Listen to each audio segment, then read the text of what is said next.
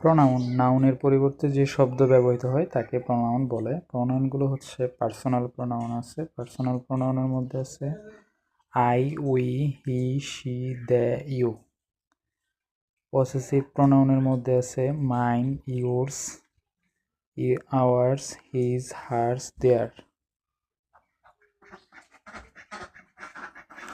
Reflexive প্রোনাউনের মধ্যে আছে myself, ourself, yourself, himself. Demonstrative প্রোনাউনের মধ্যে this, that, this, those, it. Indefinite প্রোনাউনের মধ্যে any, one, some, nobody, anybody, many, everyone. Relative প্রোনাউনের মধ্যে who, whom, whose, which, that. Interrogative pronoun who, whose, whom, which, what.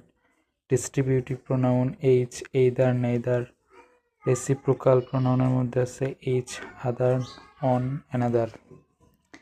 Identify the correct participles of the word underlined in the sentence. Whichever of the three sisters you chose to marry, you will have a good wife. Adjective of number, countable number, adverb or pronoun. Whichever is the pronoun. এসব pronoun কিছু কিছু নাউনের পূর্বে বসে অ্যাডজেক্টিভের কাজ করে, তাই এসব প্রোনাউন নাউনের পূর্বে ব্যবহৃত হলে অ্যাডজেক্টিভ ধরা হবে, প্রোনাউন নয়। যেমন হুইচ ইজ ইউর বুক। বাক্যে হুইচ হচ্ছে প্রোনাউন, কিন্তু which book do you want বাক্যে হুইচ হচ্ছে অ্যাডজেক্টিভ, কেননা হুইচ নাউন বুকের পূর্বে ব্যবহৃত হয়েছে।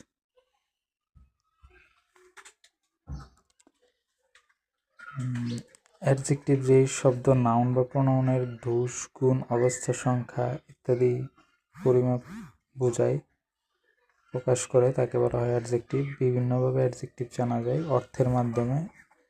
যেমন হচ্ছে the man is afraid of the dog. The word afraid belongs to which parts of its adjective. যে শব্দ দ্বারা নাউন বা প্রোনাউনের ধূস, গুণ, সংখ্যা, অবস্থা প্রকাশ করে সেটা অ্যাডজেক্টিভ। যেহেতু এখানে